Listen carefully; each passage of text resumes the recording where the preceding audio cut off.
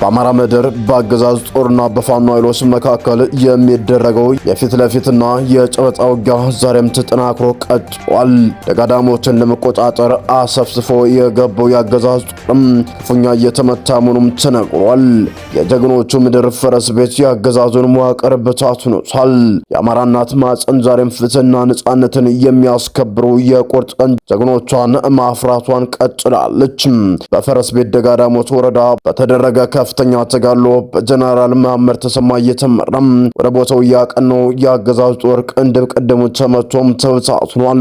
በተመሳሳይ በደቡብ ጎንደር ግንባር ተሰለፈው የአገዛዝ ሰራዊትም ከፋኖ ጥቃት ራሱን ለማዳን ከነሙሉ ትጥቁ ወደ ፋኖም እየጎረፈም ይገኛል።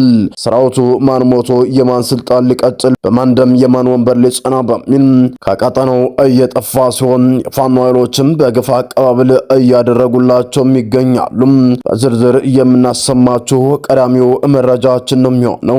በሸዋ ጠቅላይ ግዛት ከሙላሌ ወደ መሃል ሜዳ በመንቀሳቀስ ላይ በነበርም የአገዛዝ ኮማንዶ ጦር ላይ በተሰነዘረ ድንገተኛና ስልታዊ ጥቃት የጠላት ጦር ክፉኛ መሽመድመዱም ታውቋል። የጠላት የሰንሰለት በተበጣጠሰውና ኃይሉን አቀናጅቶ የተሰነዘረበትን ጥቃት እንዳይመከት ባፍረከረከው በዚህ ተጋድሎ በርካታ የኮማንዶ አባላት ሞትና ቁስለኛ ሲደረጉም ለህልውናው ወሳኝ የሆኑ ዘመናዊ የጦር መሳሪያዎችም በአርበኞች ቁጥጥር ስር መዋላቸውም ተረጋግጧል። እስከ ፍጻሜው ድረስ አብራችሁን ቆዩ። እነኝና መሰል መረጃዎችን በዝርዝር ወደ እናንተም የምናደርሳችሁ ነው የሚሆነው። በቅድሚያ ግን ለቻናላችን አዲስ ከሆናችሁ ላይክ፣ ሼር እንዲሁም ሰብስክራይብ በማድረግ ቤተሰብ ይሁኑ እያልን ወዳገኘናቸው መረጃዎች አመራን። አብራችሁን ቆዩ።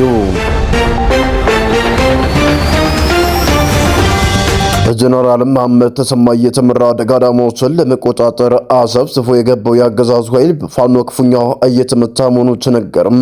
በቦታው ክፉኛ ተጋድሎ እያደረጉ ከሚገኙ የፋኖ አርበኞች መካከል አበጀ በለው ይፋ ባደረገው መረጃ ትናንትና ደጋዳሞችን ተቆጣጠርን ብለው ሲፈነድቁ አምሽተው ደስታቸውን ሳይጨርሱም በስህተት ማዕከላችን ሰተት ብለው ገብተው እየተፈጩ ነው ብለዋል።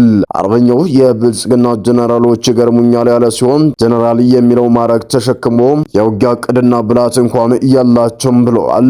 ከወታደራዊ አቅምና ችሎታ ይልቅ የካሬነት ስራ ይዘው ፎቶ ለመነሳት ወደ ቀያችን ደጋዳሞት ጎራ ቢሉም እኛ በዲሽቃና በስናይፐር እያነሳናቸው ነው፣ ትንቅንቁም እንደቀጠለ ነው ብለዋል። የጀግኖች ምድር ፈረስ ቤት የአገዛዙን መዋቅር እየተባበረ መሆኑ ነው የተነገረው። የአማራ እናት ማፀን ዛሬም ፍትህና ነጻነትን የሚያስከብሩ የቁርጥ ቀን ጀግኖችን ማፍራቷን ቀጥላለች።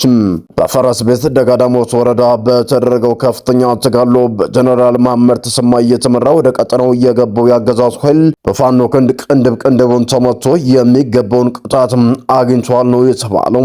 የታሪካዊ ድል ተከትሎ የአገዛዙ የፕሮፓጋንዳ ማሽኖች ሰራዊቱ የደረሰበትን ወታደራዊና የሞራል ውድቀት ለመሸፈን የለመዱትን የውሸት ድራማ እየሰሩም ይገኛሉ።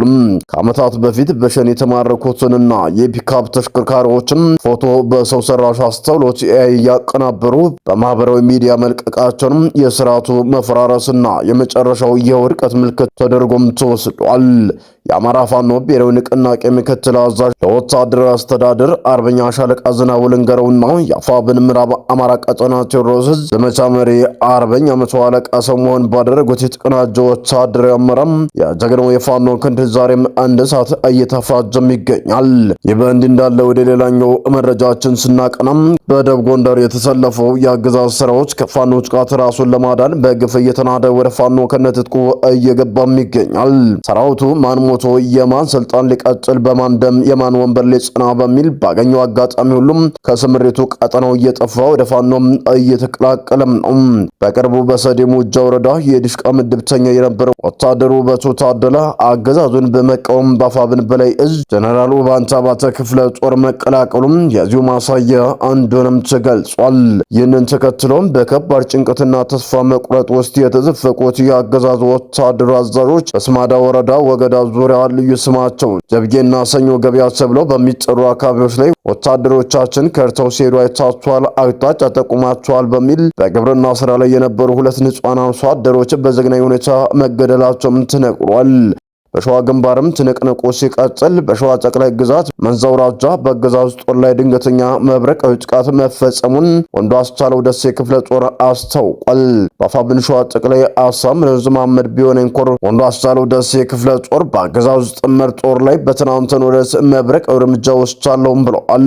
ኮሩ ከግንባር ባደረሰን መረጃ መሰረት የወንዱ አስቻለው ደሴ የክፍለ ጦር 3 ሻለቃዎች ሻለቃ ቃኞች ከሞላሌ ወደ መሃል ሜዳ በመንቀሳቀስ ላይ በነበሩ የአገዛዙ ኮማንዶ ጦር ላይ አገው በተባለ ስፍራ ላይ ከባድ የተባለ ጥቃትም ጥለውበታል።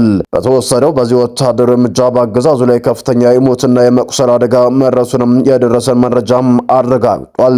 ይህ በእንዲህ እንዳለ ወደ ባህር ማዶ ወዳገኘናቸው መረጃዎች ስናመራ አሜሪካ በኢራን ላይ የከፈተችው ጥቃት የ50 ሰዎችን ሕይወት በመቅጠፉ ቀጠናው ወደ ከፋ ጦርነት ቀውስ ውስጥ ገብቷል ተባለም።